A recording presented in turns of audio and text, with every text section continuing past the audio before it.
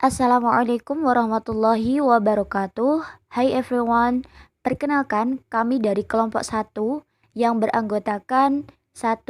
Ika Yulianing Rias, 2. Dewi Ikrimah, 3. Anissa Nurfadilah, 4.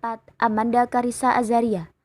Di mana dalam kesempatan ini kami akan membahas materi tentang karakteristik perkembangan peserta didik pada usia TK.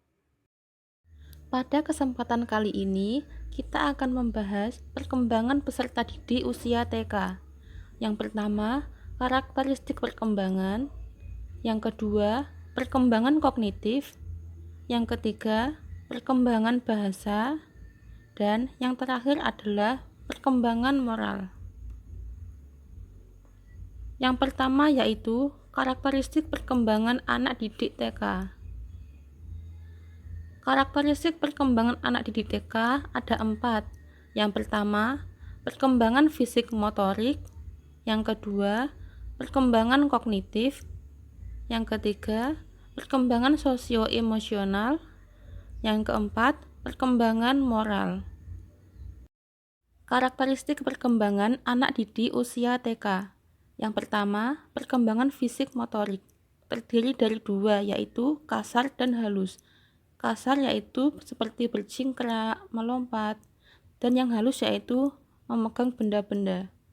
Yang kedua, perkembangan kognitif, yaitu perkembangan otak yang berhubungan dengan konasi atau kehendak, afeksi, atau perasaan. Yang ketiga adalah perkembangan bahasa. Perkembangan bahasa yang ditirukan dari orang dewasa.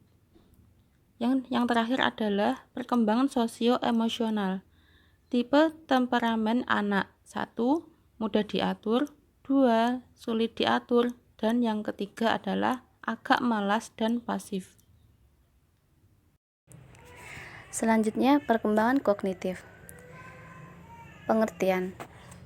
Kognitif berasal dari kata cognition yang padanannya knowing, yang artinya mengetahui. Dalam arti yang luas, cognition ialah perolehan, penataan, dan penggunaan pengetahuan. Neisser dalam Jajah 2013-56. Selanjutnya, kognitif juga dapat diartikan dengan kemampuan belajar atau berpikir atau kecerdasan, yaitu kemampuan untuk mempelajari keterampilan dan konsep baru, keterampilan untuk memahami apa yang terjadi di lingkungannya, serta keterampilan menggunakan daya ingat dan menyelesaikan soal-soal sederhana. Adapun tahapan perkembangan kognitif menurut Piaget dibagi menjadi 3 tahap. Yang pertama, tahap sensori motorik, yang kedua, tahap praoperasional, dan yang ketiga, tahap konkret operasional. Pada tahap sensori motorik yang dimulai dari usia 0 sampai 2 tahun, dibagi lagi menjadi 6 fase, yaitu fase pertama usia 0 sampai 1 bulan. Di tahap ini, individu mampu menggerak-gerakkan anggota badan meskipun belum terkoordinir. Jadi, dia bergerak itu secara refleks saja. Yang B, fase kedua, yaitu umur 1 sampai 4 bulan. Pada tahap ini, individu mampu memperluas skema yang dimilikinya berdasarkan hereditas. Yang fase ketiga dimulai dari usia 4 sampai 8 bulan. Pada individu ini dapat memahami hubungan antara perlakuannya terhadap benda dengan akibat yang terjadi pada benda itu. Selanjutnya, fase keempat. Fase keempat dimulai dari usia 8 sampai 12 bulan. Individu mampu menentukan tujuan kegiatan tanpa tergantung kepada orang tuanya. Fase kelima, usia 12 sampai 18 bulan, individu mulai mampu untuk meniru. Individu mampu melakukan berbagai percobaan terhadap lingkungannya secara lebih lancar lagi. Yang terakhir, fase ke-6 dimulai dari usia 18 sampai 24 bulan.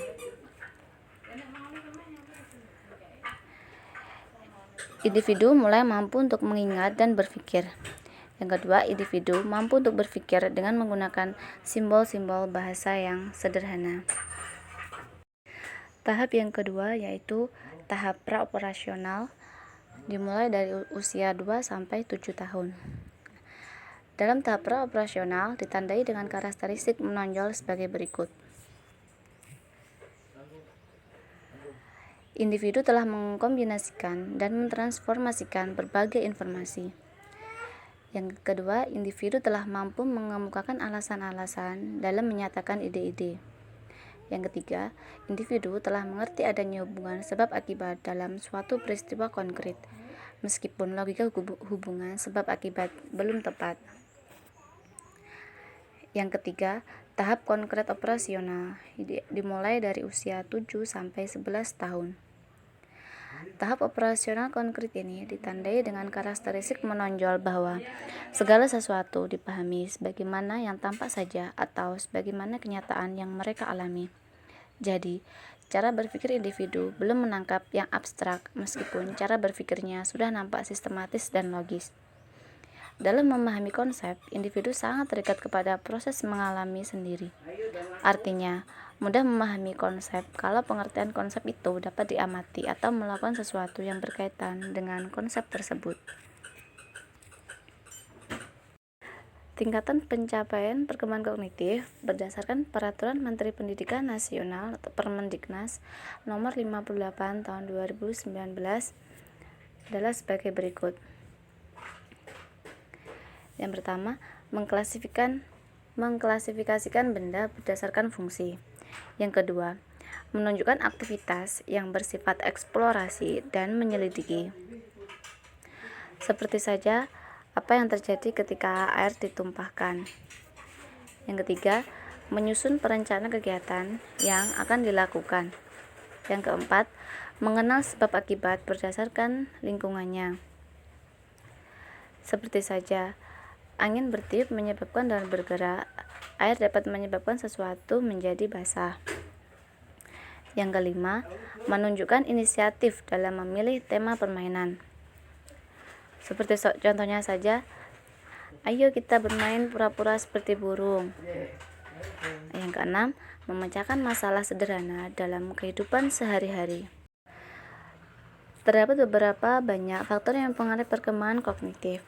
Salah satunya adalah hereditas dan lingkungan. Berdasarkan beberapa penelitian menunjukkan bahwa peranan faktor hereditas terhadap perkembangan kognitif atau intelijensi seseorang, terutama karena adanya rangkaian hubungan antara pertalian keluarga dengan ukuran IQ. Yang kedua, lingkungan. Lingkungan di sini dibagi menjadi dua, yaitu keluarga dan sekolah. Di lingkungan keluarga, keadaan yang harmonis di mana ayah dan ibu saling berinteraksi dengan kasih sayang dan selalu ada kebersamaan keluarga akan memberikan suatu lingkungan yang kondusif bagi pembentukan kognitif atau intelektual anak. Selanjutnya, lingkungan sekolah. Lembaga formal yang diberi tanggung jawab untuk meningkatkan perkembangan anak termasuk perkembangan berpikir anak. Nah, dalam hal ini guru hendaknya menyadari benar-benar bahwa perkembangan intelektual anak terletak di tangannya. Perkembangan bahasa. Definisi perkembangan bahasa. Perkembangan yaitu peralihan menuju ke arah dewasa yang sifatnya kualitatif. Akibat dari jalan yang telah dilalui juga hasil belajar yang tidak dapat diukur. Sedangkan bahasa yaitu keahlian seseorang untuk berinteraksi bersama seseorang melingkupi akal, juga hati, yang diekspresikan untuk mengungkapkan suatu pengertian seperti menggunakan ucapan, catatan, kode, angka, gambar, dan ekspresi wajah. Menurut Padmonodewo, perkembangan bahasa pada anak secara perlahan beralih dari melakukan ekspresi suara lalu berekspresi dengan komunikasi dan dari hanya berkomunikasi dengan menggunakan gerakan dan isyarat untuk menunjukkan keinginannya. Tahap-tahap perkembangan bahasa pada anak-anak atau TK. Yang pertama, perkembangan mendengar.